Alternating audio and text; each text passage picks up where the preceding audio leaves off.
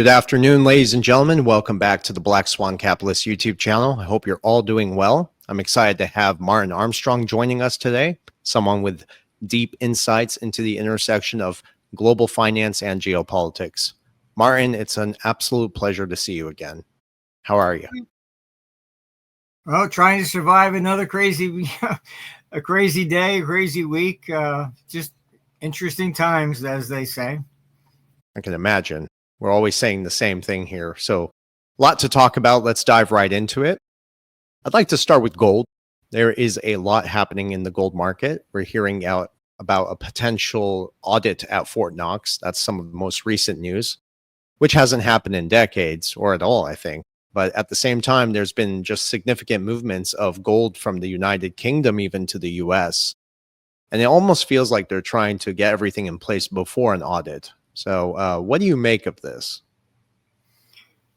Well, there's also two aspects. One is that there are concerns about a tariff going on with the EU. And you have to understand how these trade numbers actually work. They're not really counting the number of BMWs or Toyotas at the dock. It's just really the gross amount of dollars going back and forth. Like Trump just, put in specific tariff on like aluminum or steel or something. But when you're talking about a general tariff, it's everything. Okay, because they're not really distinguishing, anything other than that. And I can tell you, for example, back in really the early 90s, I was helping the Japanese really reduce the trade deficit with the United States. And knowing how the statistics work, we would just buy gold in New York, ship it and sell it in London. It doesn't matter what you're doing. We would basically just do that. And from the trade numbers perspective, oh, look, they bought, $1 billion worth of U.S. goods. No, it's just gold, So if you understand how the statistics work, then it's easy to actually manipulate them, honestly. But then again, you have jumping ahead to the geopolitical issues. The prospect of war going on in Europe is also leading to gold moving to the United States.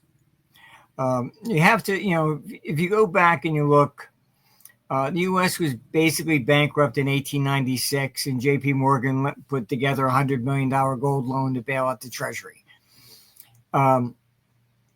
Then, after World War I, we had already, become the financial capital of the world. It displaced Britain. By the end of World War II, U.S. ended up with 76% of the official gold reserves. All right, so it was World War I and II that made the United States, an industrial power. Otherwise, you're looking at we would have been technically just a bunch of farmers. All right. So international geopolitical issues also impact things.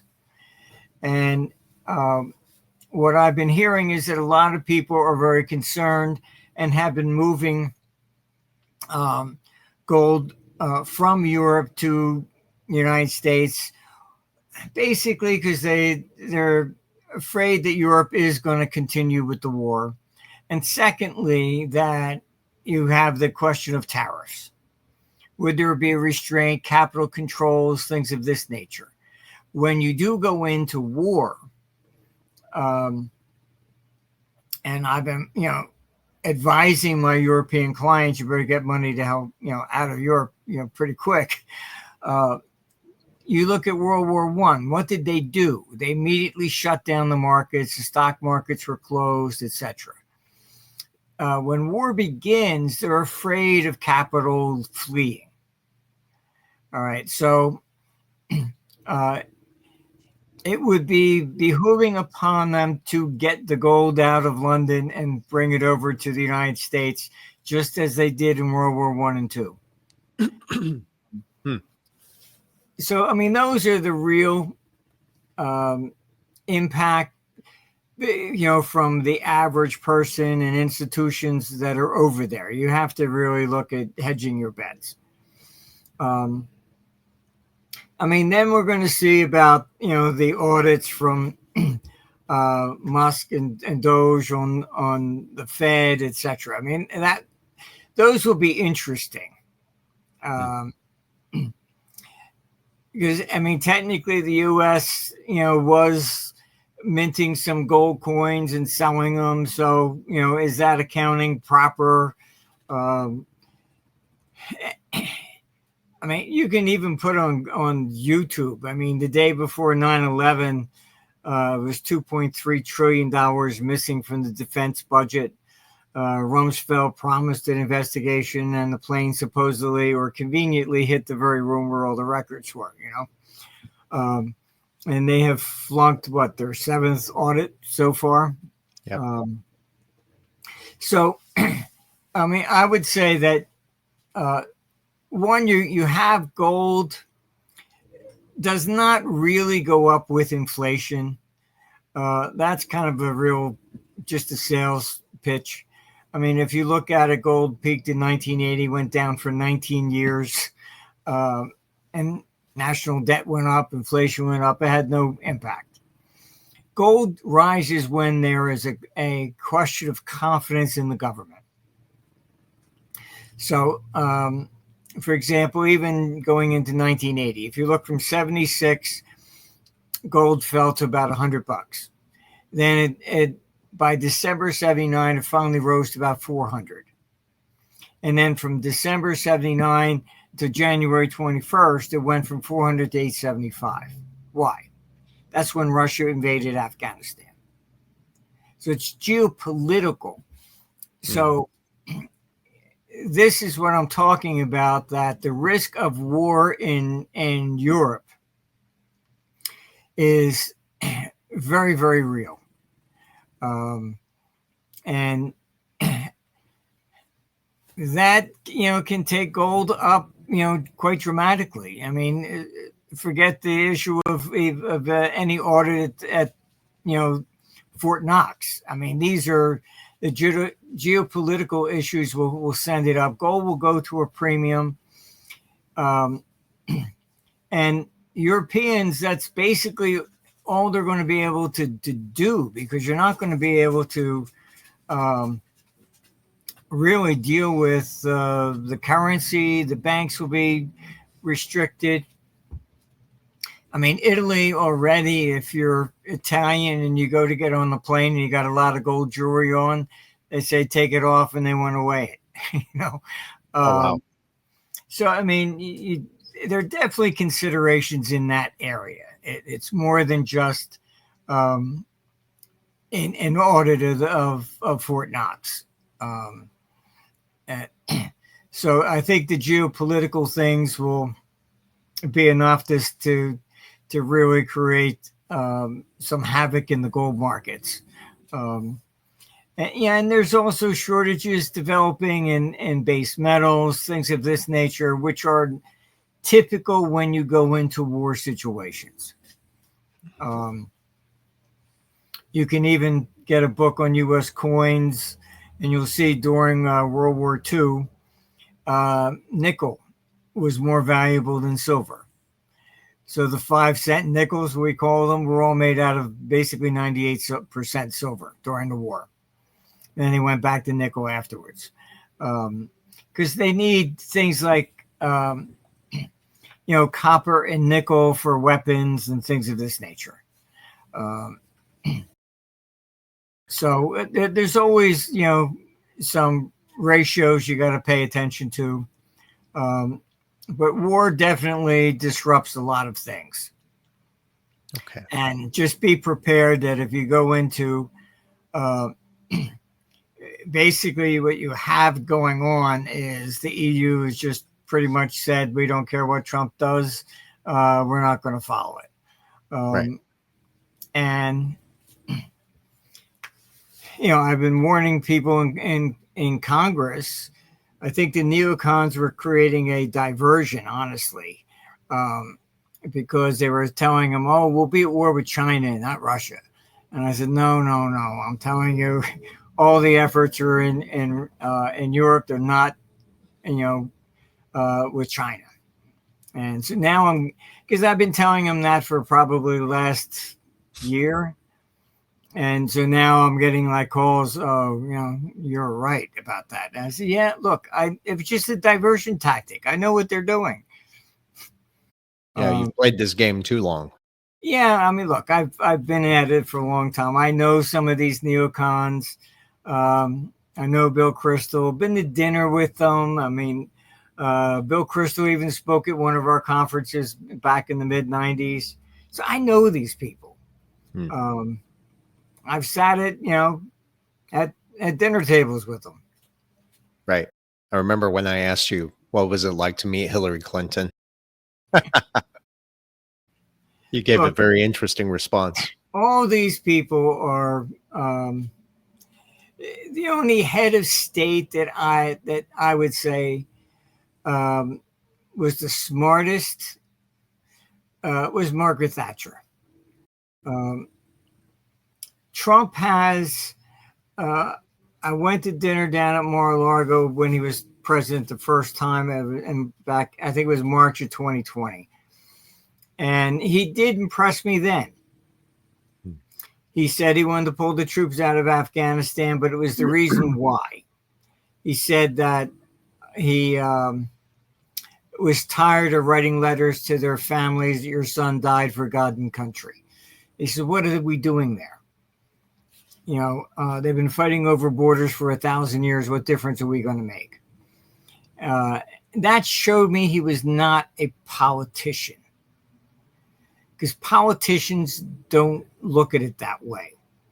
The people that die on the battlefield, oh, well, so what? That's collateral damage. Collateral damage. Trump actually looked at the individuals. So that's why I was pushing for RFK to join him, because I did speak to RFK and I knew he was also against war. So I told him, I said, "Look, you should join him, because at least, the two of you were, the alternative is that Camilla gets in and she's just a puppet for all the neocons. Right. And we'll definitely have World War III. Yeah, similar to how Biden was too. Yeah, I mean, look, Biden he was not the one making the decisions. He really was not. That was Blinken. And look, I found it curious that you had Blinken, Garland, and Victoria Nuland, all three of them with claims that their families were from the Ukrainian region, and all three claimed that their families were persecuted by Russians. How do three people with family ties to that region get in the Biden White House? Yeah, very good point. It's look, there are coincidences and then there's conspiracies. Right. Right. I mean, it raises a lot of questions, certainly. Yes. I mean, it's just not likely that three people with the same background end up in the same administration. It's just not. Yeah. That's not I mean, it's really interesting how all of this is interconnected. We were talking about gold and how we kind of shifted to war, and now even the neocons. With all the gold buying that's been going around, aligning with the Basel III requirements for central banks to have those adequate reserves of physical gold, is it possible that we're seeing even a gradual shift toward the reevaluation of gold behind the scenes, maybe the early stages of this? And of course, how is this also connected to the accelerated repatriation of gold by several countries? There's got to be more to this. Well, actually, it goes back to the geopolitical side. The problem really was when the neocons under the Biden administration removed Russia from SWIFT. To give you a little background, Obama tried that. He went to SWIFT back in 2014 when Russia went into Crimea. He told them to remove them, and they said no. You're not going to turn the world financial system into a weapon. So what did they do? They replaced the head of SWIFT in 2019. And this guy does whatever he's told.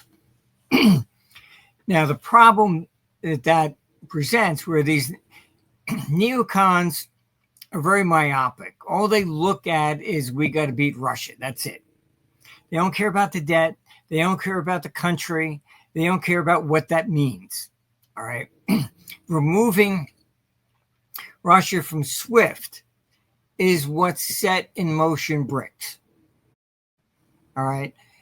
Because it sent a red flag to everybody else. Hey, if you don't do what Blinken tells you to do, he'll remove you from SWIFT.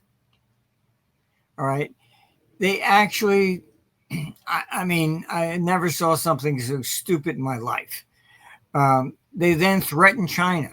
Well, if you help Russia, we'll do the same to you. Hello? You know, don't you understand that China owns 10% of your national debt? Yeah. To keep interest rates where they are, you have to sell debt to fund your wars. So what are you really doing? You know, are you saying, you know, lend me $1 billion so I can buy some missiles to shoot your ass? Right. I mean, there's just no, they don't, all they look at is their own personal objectives. That's it. You know, they don't look at the economy. They don't look at anything. On YouTube, you'll find a confession basically by McNamara before he died. And he was the neocon that took us into Vietnam.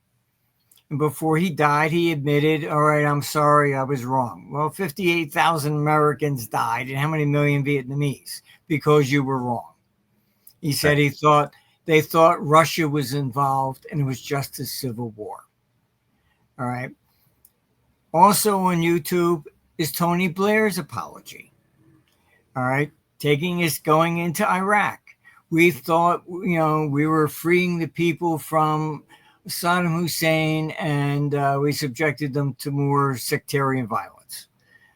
You know, these people only look at one simple issue. They don't consider everything else around it. All right. So, you know, this is why you have BRICS. It's not that the dollar isn't backed by gold or something like that. That's not the issue. The dollar is a reserve currency because the U.S. has the biggest consumer-based economy in the world. So therefore, Japan's got to sell its Toyotas to us. BMW's got to sell their cars over here. Without that, they don't rise from the ashes of World War II. All right. So what's interesting here, and why gold is being basically, you have Russia accumulating more gold, China accumulating more gold.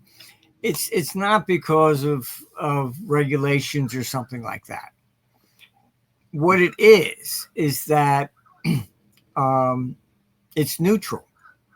Right. If you have, you know, $5 trillion worth of U.S. debt in your treasury and you go to war with the United States, they're going to default on it. They're not going to pay you. All right. So this is why you're seeing some of these central banks increase their gold reserves. It's neutral. Yeah. They don't have to worry about the geopolitical ramifications. So it's, you know, it's got nothing to do with, is the dollar back? Not, you know, those are the old gold bug scenarios that selling things. This is much more serious. All right. You go to war and they default. Simple as that. Yeah. And You that's can how they read, get out of it. yes, you can read Herbert Hoover's memoirs. Go to the chapter from 1931. All of Europe defaults. Even Canada defaulted, all right, on their debt. 9,000 banks failed in the United States. Goldman Sachs was selling foreign government bonds in small denominations to moms and pops. All right, so it was being proliferated throughout the economy, and when those bonds defaulted, you wiped out savings of a lot of people. Then they ran to the banks to get cash, and that's why you had 9,000 banks failing. Yeah.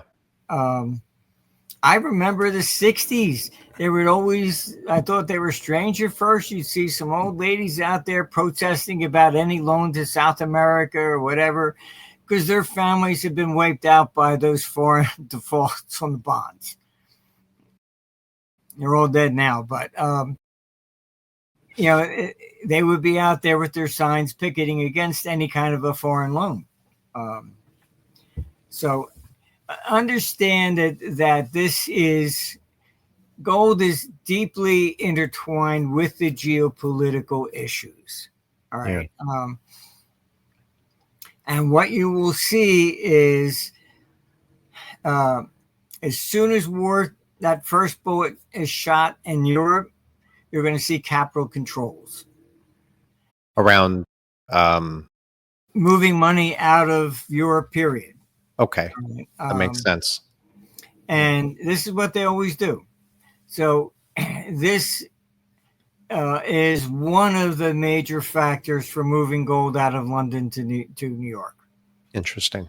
It's all tied in together.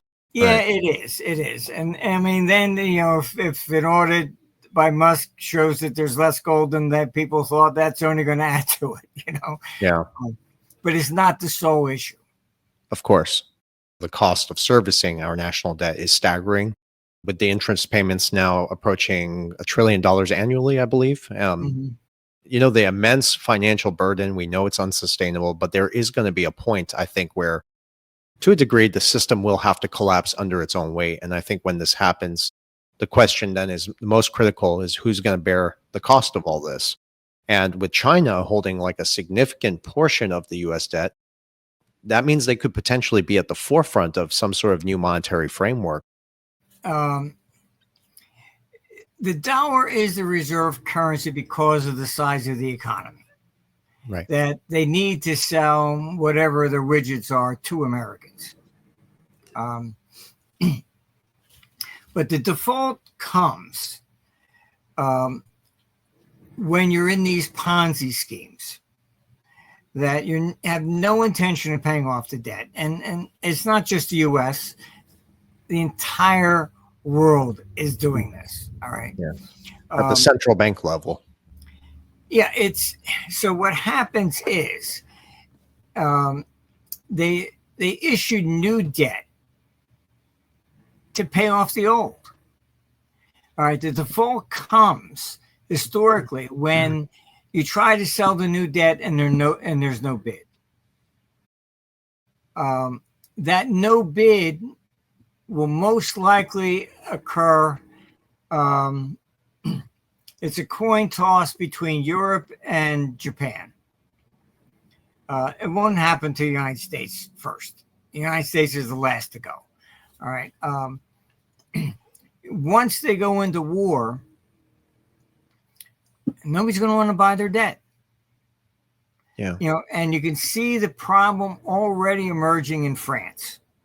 The corporate interest rate in France went below that of government. And the French interest rates, government rates, went above that of Greece.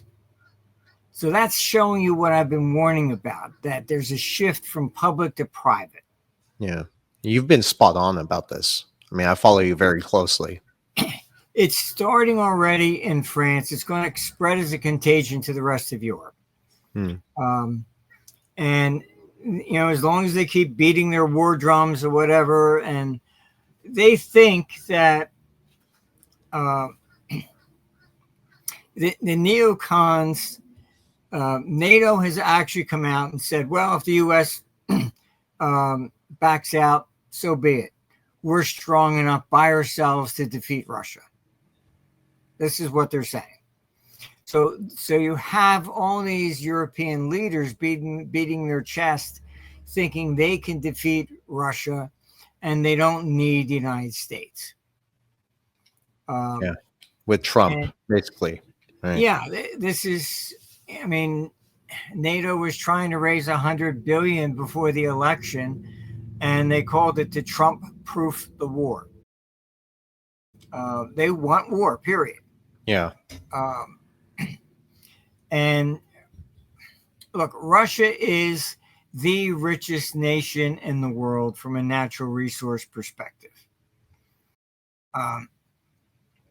Its net worth basically on all the resources from gold and diamonds and energy, et cetera, is about $75 trillion, about twice the amount of the U.S. national debt. So this is what Europe is looking at. They honestly think if they can conquer Russia, they will then finally be able to be bigger than the United States. No. So this is like, about global dominance, really. Yeah, it is. It's yeah. Look, there's in France, there's always been this de Gaulle syndrome, where when the troops had freed France, he insisted of being in the front of the parade to pretend like he did something, and then he became president. And when they even joined the euro, they insisted, as part of the rules that they put in place, that nobody was allowed to issue any currency celebrating Waterloo, their defeat. Belgium did, but they made it as a commemorative coin, so it wasn't for general circulation. But I think, look, I've been even a keynote speaker at a central bank convention in Paris, and it's I was sitting at the table there with all the heads of the central banks, and the tables started speaking English because the Italian didn't know how to speak German. It was the one language everybody knew. And the guy from France who was sitting next to me, he was absolutely livid. This is Paris. Should be speaking French. The way they put so much on the language, and I think what it is that they feel that if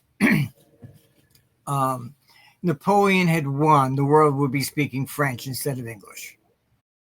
I mean, I've been to meetings at some of the very biggest institutions in Paris.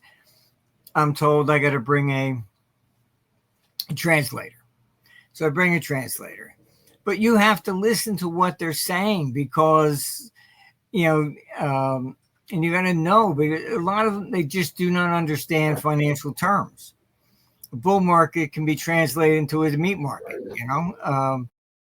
and so I have to listen to what she's saying, and then I correct her, and then they look at me and they say, "Oh, you know what she's saying?" I said, "Well, yes, I have to know what all the terms are, and then they dismiss her and the meeting takes place in English.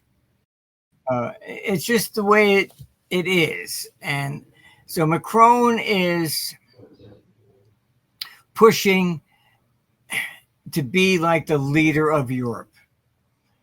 And that's why you see him saying he wants to send troops into Ukraine. Yeah, I saw that.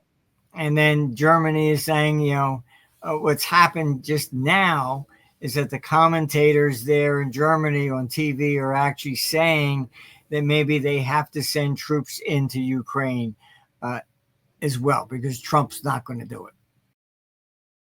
and you're hearing it from Britain with Starmer. So it looks like they all want to just say the heck with. It's their time to flex the muscles and say, we don't need America, you're obsolete. Yeah. It seems like we see two kind of dramas playing out. One that's supposed to captivate the public attention, and that seems like the political narrative that's being pushed for globalization.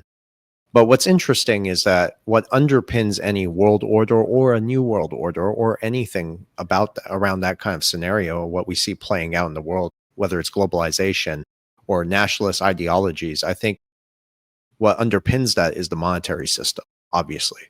Mm-hmm. And I kind of want to go back to gold a little bit because, again, this is all tied in together.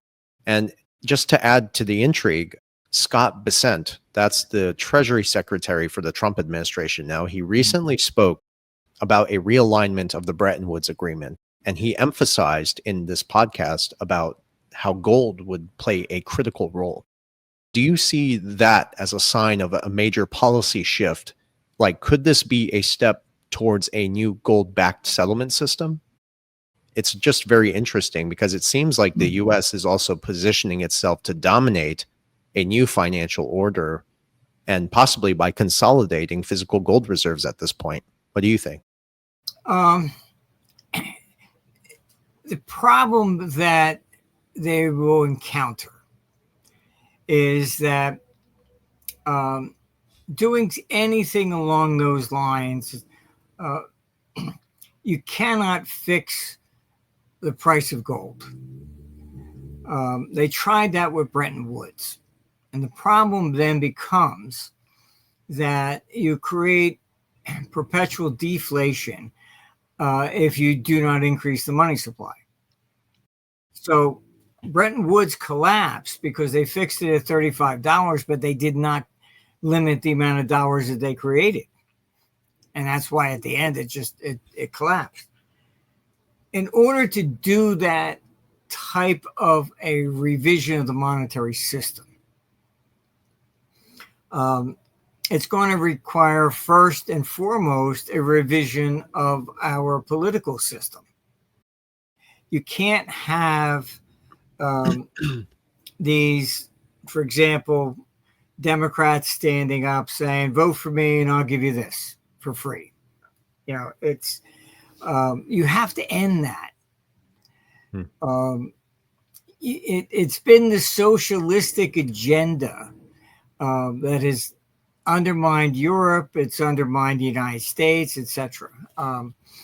And because then you're always borrowing to cover those promises. So it's going to require more than just fixing, the dollar to gold or some.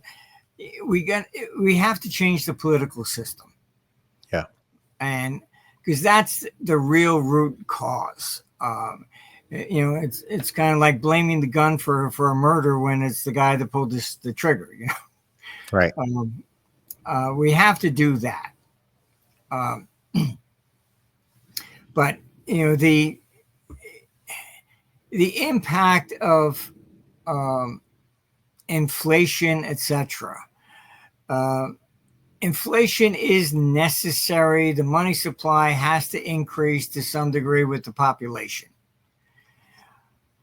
Otherwise, let's say if you got $10 and there's 10 people, we all can have just one. That's it. All right. If the population now is 20 people, but you didn't increase the money supply, now we're all down to 50 cents. So the two have to be together to some degree.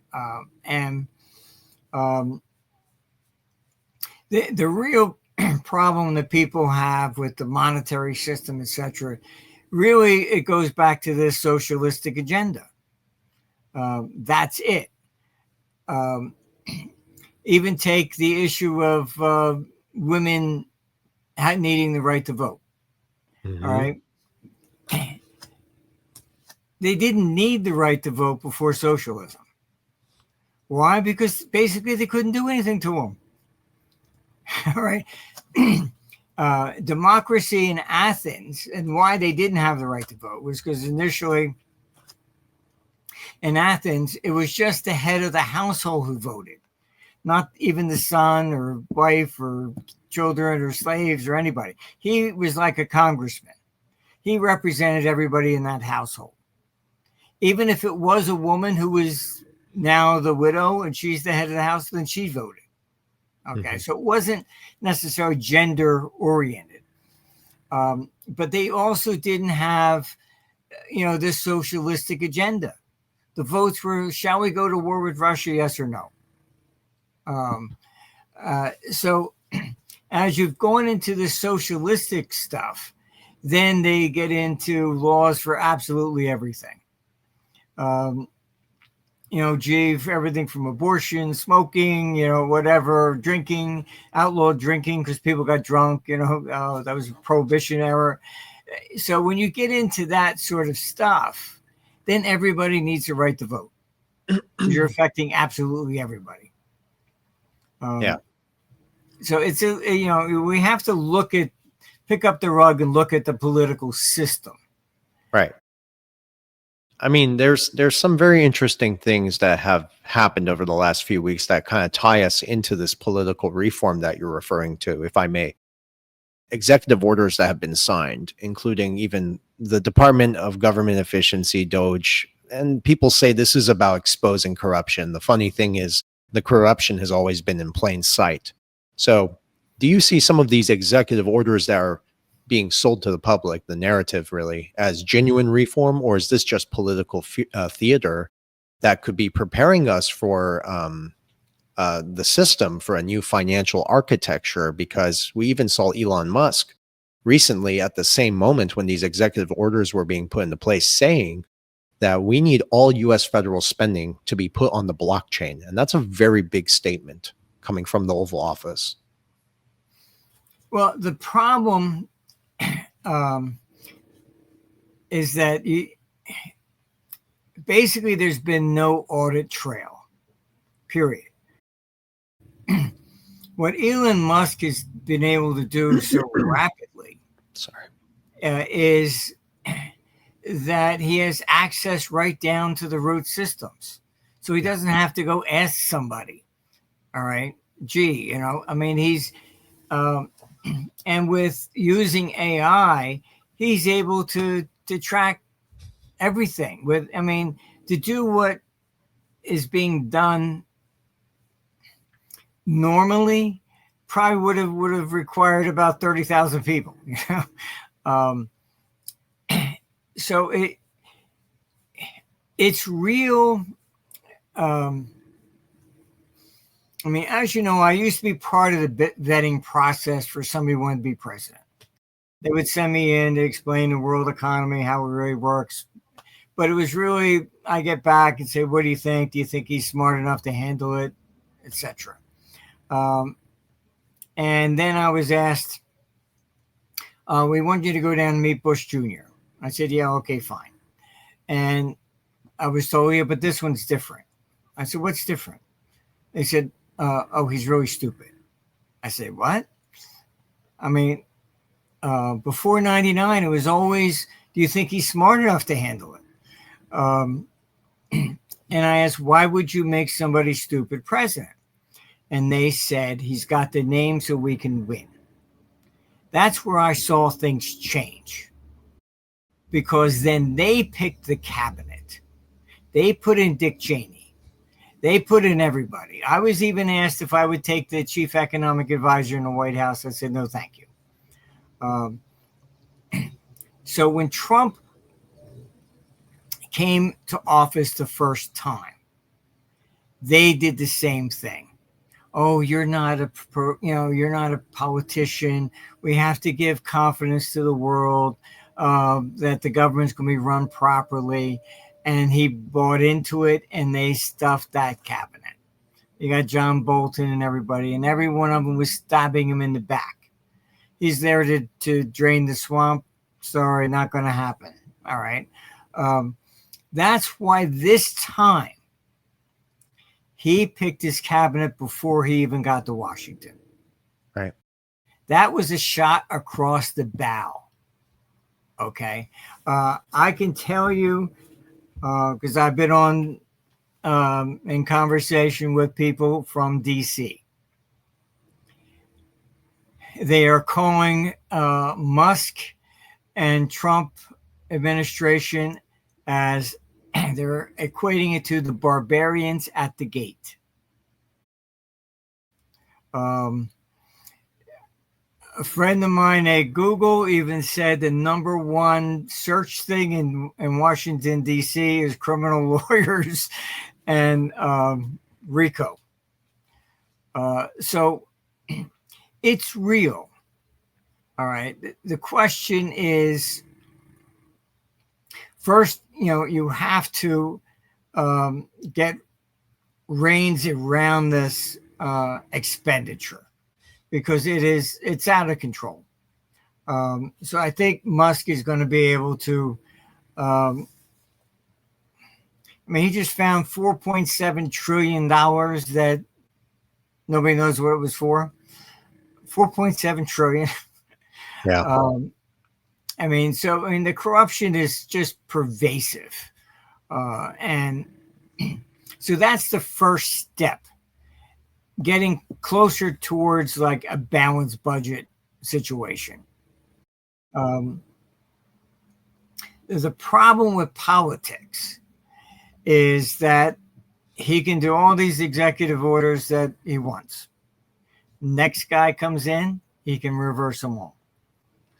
All right. It's not constitutional level law.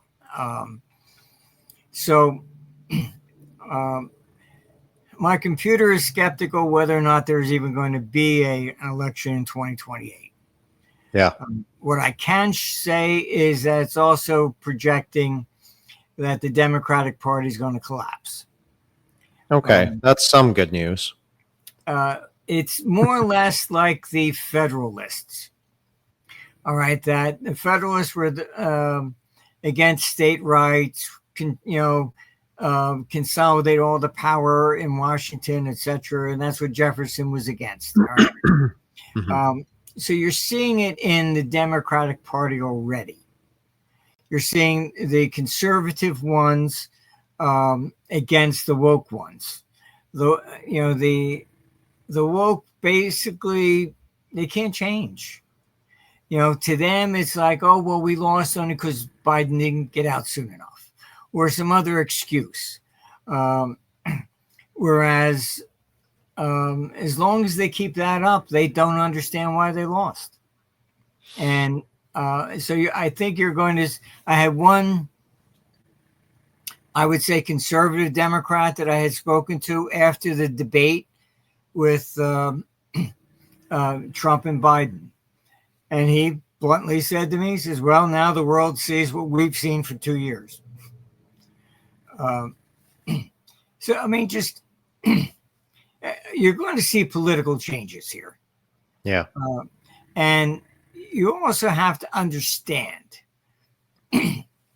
that what has occurred here with Trump, it is turning into a global contagion. All right. What do I mean by that? If you look in your history books, you'll see Rome overthrew its king in 509 BC. Within a matter of a few months, Greece overthrew its tyrants and democracy was born. So you get these political contagions. Tiananmen Square happened, and then the Berlin Wall falls within a few months. The whole communism thing collapses. This is a political contagion, and Trump is basically causing the same issue. You saw Trudeau having to resign. All right. The German government failed one day after Trump was elected. Right. You saw a failure in the French government. All right. Germany's going off for election on the 23rd. All right. The AfD is rising and is at least number 2 now in the polls. Mm-hmm. And they're freaking out over there. Then you have the EU actually interfered in the Romanian election and overthrew it. those people were voted against the war. And the EU made sure it was overthrown. And the EU has actually had the guts to come out and say, well, if Germany does that, we can do the same thing again. You're talking about revolutions here. Yes. I mean, these are dictators at this stage in the game. I think a lot of these people now stepping down, these dictators you're referring to, Justin Trudeau, some of the other names out there, I think, the fact that they're stepping down, in my opinion, based on just the experiences of paying attention to this stuff long before I got into finance and crypto and all this good stuff here, is that they don't have to be in positions of power to pretty much control things still. They can do a lot of their influence from outside of office, is what I'm trying to say, and put other people, install others in there to take their role so they can kind of manage things from the back end, very similar to the Biden administration. And just to share with you what I really believe is going on here, and I think there's just such a deeper connection between some of these executive orders, these actions, how these political leaders are maneuvering around the system, at the same time, the consolidation of physical gold. And I think, now I may sound a little bit crazy here, but I think I'm early, not wrong, but I think they are preparing for some sort of new financial architecture. And it makes sense, that, the fact that Trump is now surrounding himself with young tech innovators and financial minds, people who actually understand the monetary system. For instance, Elon Musk, who originally helped create PayPal. And I think he's one of those key figures. And not to mention the statements. I don't need headlines anymore to confirm what I've already researched for years and what I do know for a fact. But we know for a fact that central banks are already using Ripple's technology at the high levels. It's being leveraged by multiple central banks. And I know I talk to you quite often about this, but I think that, the XRP aligns with some of the Basel III requirements for central banks to hold those adequate gold reserves, which also aligns with the need for a reserve asset like XRP. Rick Rule was on my show once. He confirmed, who subscribed to the Bank for International Settlements, their own interest in the digital asset XRP. So I think in a long-term strategy, whether this is sooner or later, I think that gold is actually being positioned globally as the reserve asset for the new monetary framework, whatever that may look like. And I think XRP will be a global settlement currency that represents that new system. And if you look from the financial landscape, I see all the pieces kind of falling into place. Now, I know that sounds a bit far out there, but what are your thoughts on some of what I said there? Well, it's a question of power. And I can tell you that the IMF has already created their own digital coin. Mm-hmm. And they have been pitching that they should replace the dollar as reserve currency. But that's part of this whole globalist agenda.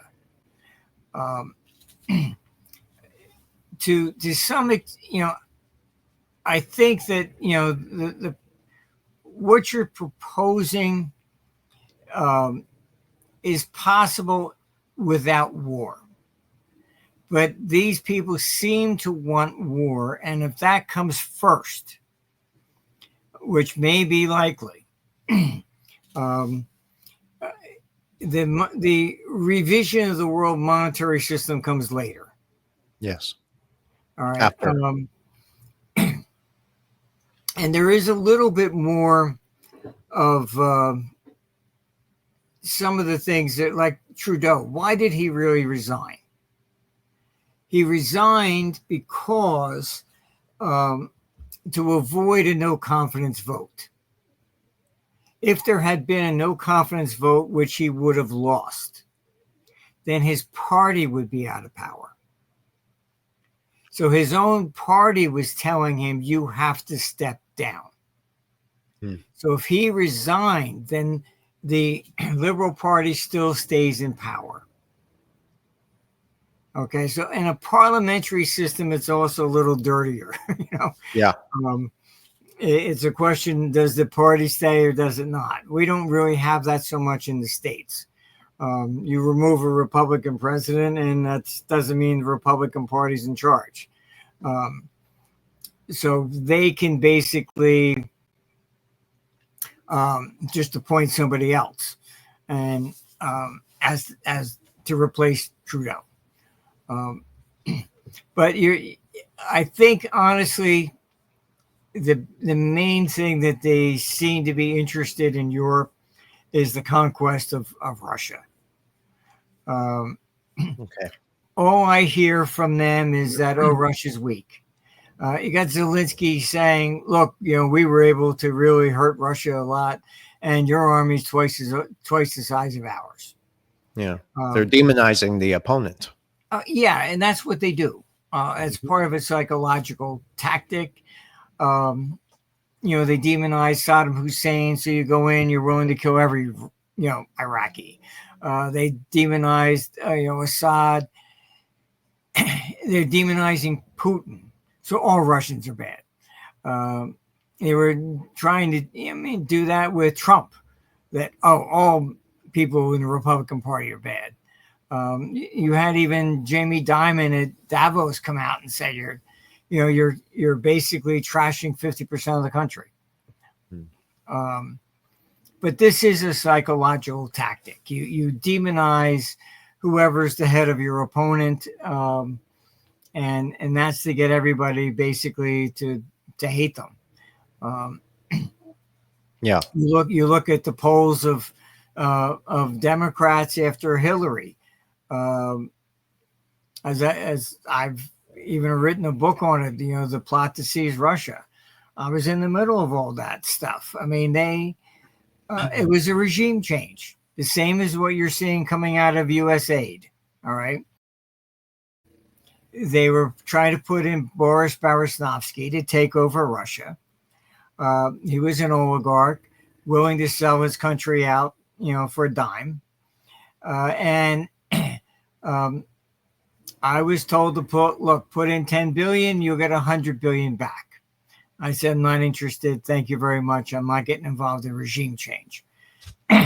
But that's what they were doing. And then they thought all the gold, all the oil, all the diamonds, everything's going to come through the New York trading desks. So they had all the bankers on it. And I mean, that's what ended up being, the long-term capital management crisis, all this stuff. Because they were all in the same trades all the time. But that's why Hillary, when she lost the election, she started the whole Russia Gate stuff. The fake Steele dossier was to blame Putin. And when people asked her, well, why would Putin interfere? Oh, well, I had said, one of his elections was rigged. No, it was that they tried to interfere in the 2000 election. And so she thought it was payback because that's what they did to Russia. I mean, one of these days, maybe all this stuff will come out. But I mean, well, that's the thing, like even with the Doge thing, it's really, they keep touting it's about exposing corruption. But for those who can see with an open mind, the corruption has always been in plain sight. So I don't understand how this is changing anything until we see arrests, really. Well, it's changing things because you actually have the facts. Okay, that makes sense. Okay, fine. Pelosi left with $202 million. Was she just a good investor, or did she get kickbacks? You don't know unless you investigate it. But where's the accountability, right? We may see that emerge over the next few years, like you stated. I think so. What Musk is doing is he's at the core level of the systems. So the data doesn't lie. Whereas before, yes, corruption was everywhere. You could see it, but prove it. You got to take them to court. You got to need witnesses, all this stuff. This is just the data. Yeah.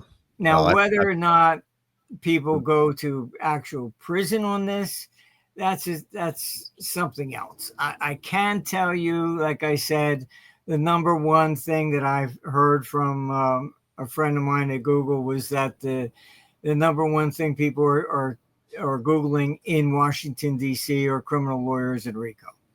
So they at least expect something. Yeah. Well, I mean, that's the only way you're really going to have transparency is accountability. Otherwise, this is just a pony show, really. Yes. Look,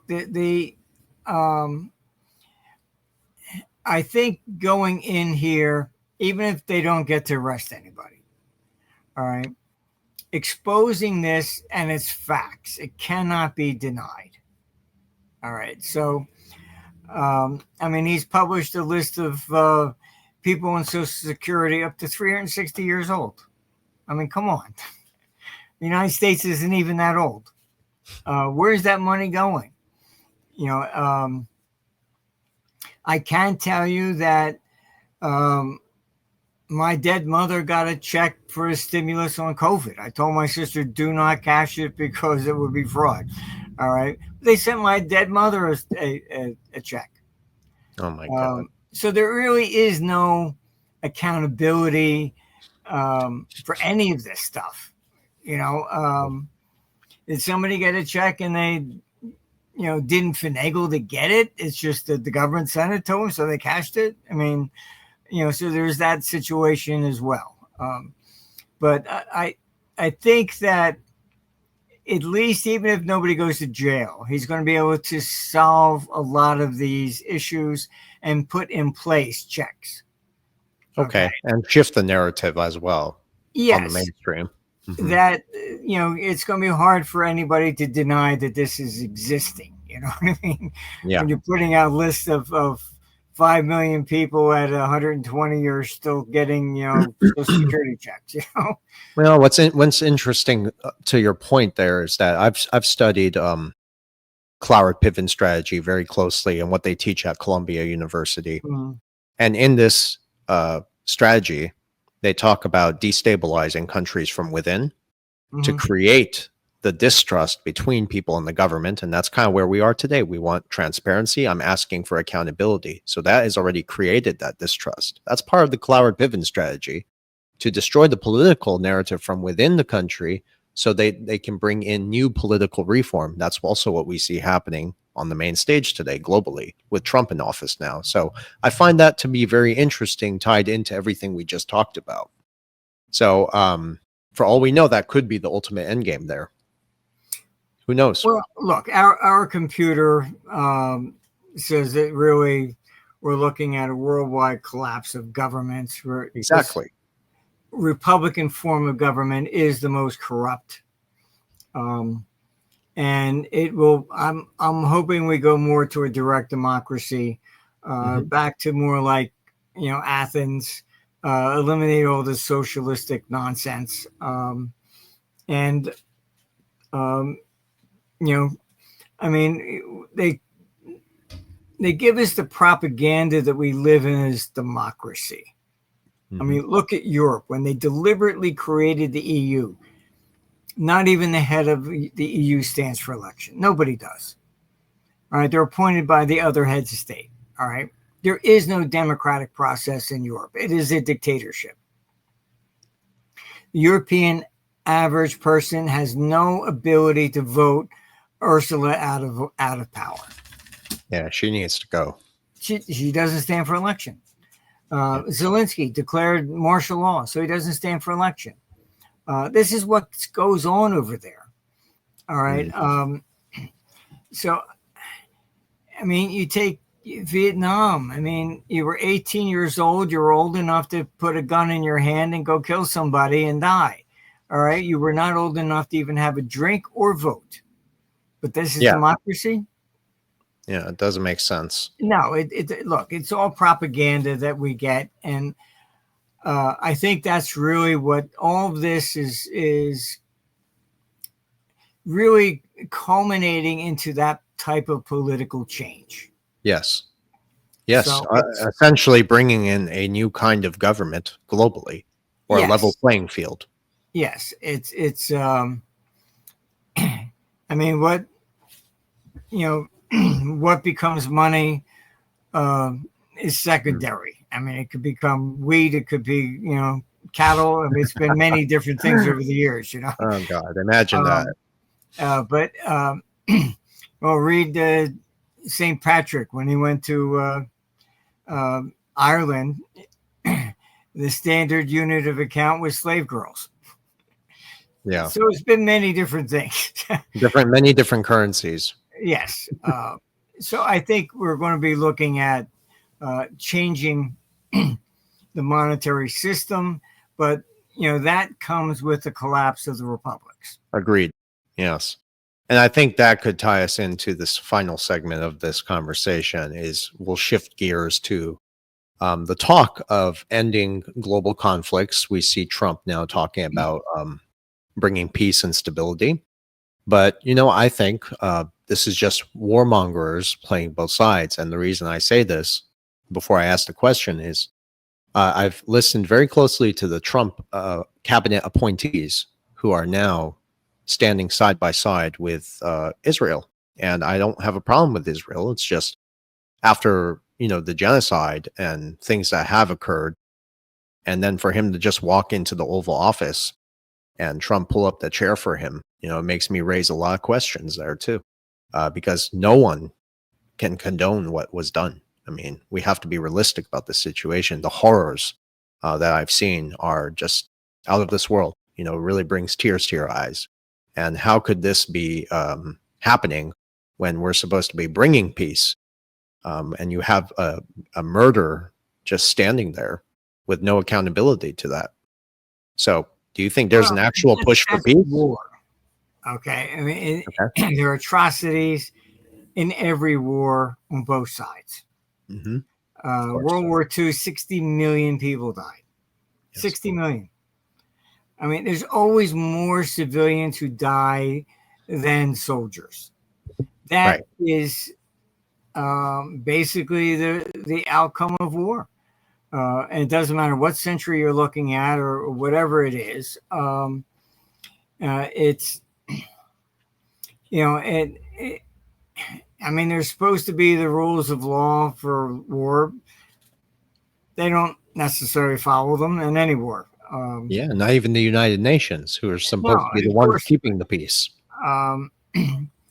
It's United Nations is it's just an old boys club. That's basically it. Yeah. It's whoever whatever.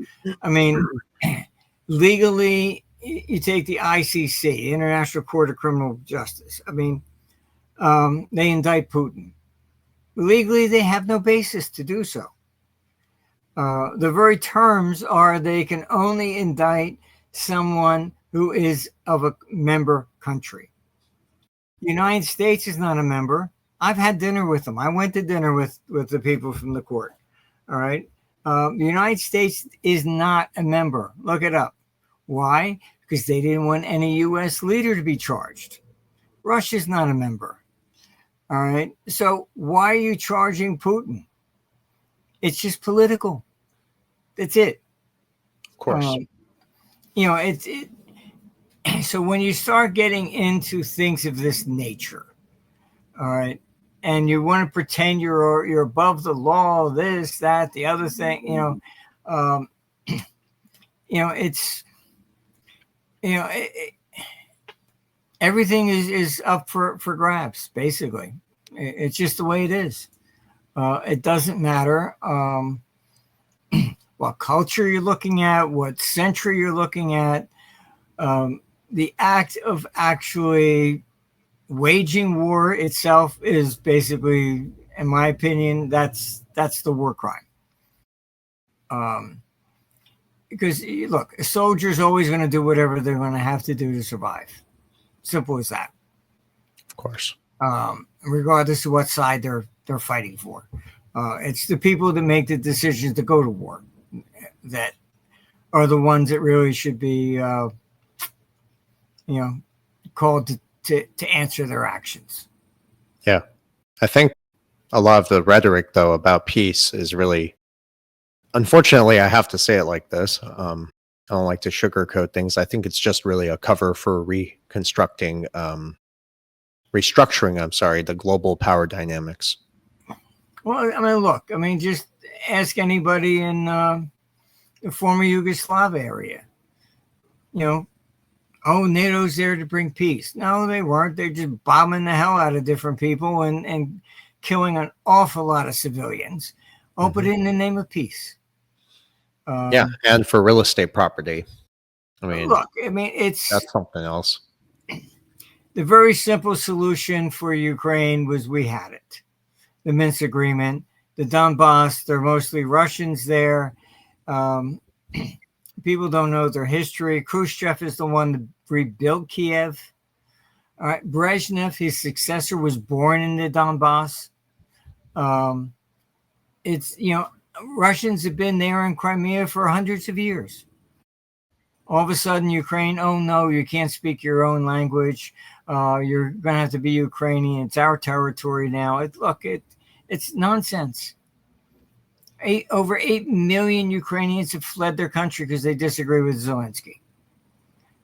I've spoken to people there, and I can tell you that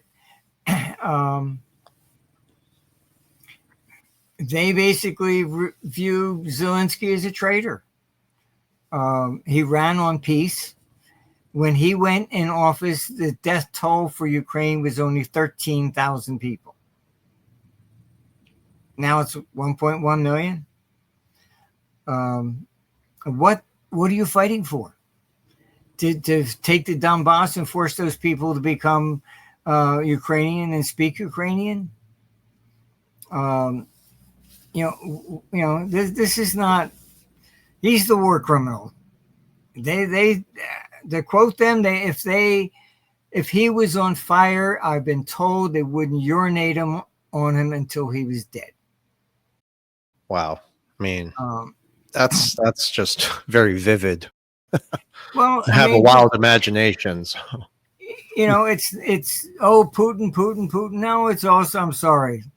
Just look at what's going on right now. Zelensky doesn't want to have peace under any terms. And he's turned to Europe. Oh, you got to create an army. We got to go in. The hell with the United States. And you have Merkel basically saying that they negotiated in bad faith for the Minsk agreement only to buy time for Ukraine to build an army. So these two people should be at the table. Why would Putin even sit at the table with them? Whatever they say can't be trusted. So they're all upset. Oh, we're Trump's meeting with Putin without us. Well, what would you add? Nothing. Wow. I mean, a lot to take in there, a lot to think about, especially for the audience. So with everything that we've covered, from the gold market to the Bretton Woods realignment, blockchain, geopolitics, and the economic reforms, what is your overall big picture outlook for the months ahead? It certainly appears as though we're looking at a breach in the relationship between the United States and Europe. They are flexing their muscles. They want to basically say that they can do this without the United States. The hell with the United States. They don't want peace. I think we're probably still looking at war, regardless that Trump's there or not. Doesn't matter.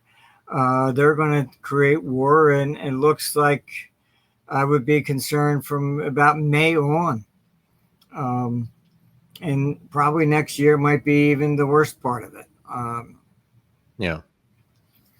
But they have their sights on Russia, and they think a third time is going to be the charm. You had Hitler draw once, Napoleon, so I guess the third time is the charm for them. I guess I don't know. Wow. Yeah, I mean, also it would be a way for them to have a scapegoat outside the debt cycle as well. So there are certain things that the debt is going to collapse without the war. Agreed.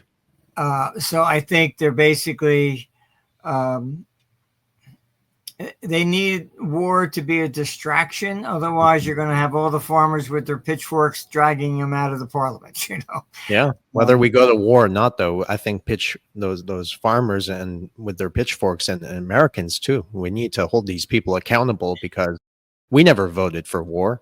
And it's not a democracy if they can go to war and put all this money into it without our permission. Well, I think this whole process is opening the eyes to a lot of people. Yes. Like Certainly. I said, you know, Democrats are splitting. I mean, I even spoke to my cousin. I mean, both my fathers and my uncles, they were Democrats. They would not vote for this stuff. I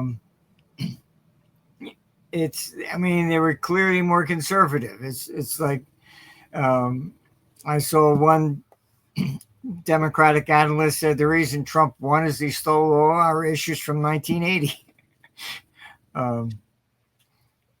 But, you know, look, that's the way things develop. You know, there's a cycle to everything, and the Democrats just went too far to the left. And as a result, they're just going to split. So we're looking at a lot of political change between here and 2028. I can certainly see that. And that would also accelerate this reset of the monetary system, something I pay very close attention to. All right. Well, Martin, are there any final thoughts and maybe what our audience should be looking for as all this unfolds? And of course, how can they mitigate some of these scenarios? Should they be investing in gold? Should they be holding more cash? What do you think? A little bit of both, basically. I can tell you, being in Florida when we had the two hurricanes, if you didn't have cash, the internet was down, so you couldn't even use a credit card. Yeah. That's the whole problem with that monetary type system. You do need, I think you need something physical at the end of the day. But, you know, you go in the war and they just do an EPM bomb across the top of the United States, and there goes the electric grid, you know. So, I mean, what are you going to do? But, I mean, I think that, you know, this is a process of people are going to be awakening. It's going to take time. You know, a lot of people just believe in whatever the government tells them. I mean, that will be coming to an end, but they have to be shown first. They can't be told. Of course. Yes. I totally agree with you. And Marin, it's been an absolute pleasure. I truly appreciate you coming on here and sharing your insights with our audience. They keep asking for you to come back on, and I hope we could do this again next time, and maybe we'll focus more on some of the financial markets. Well, thank you for inviting me. It's we got to get the word out, and more people that understand it, you know, eventually we get to that point where we get the reform. And we're going to get there. So, okay, thank you guys, and have a wonderful day. Take care.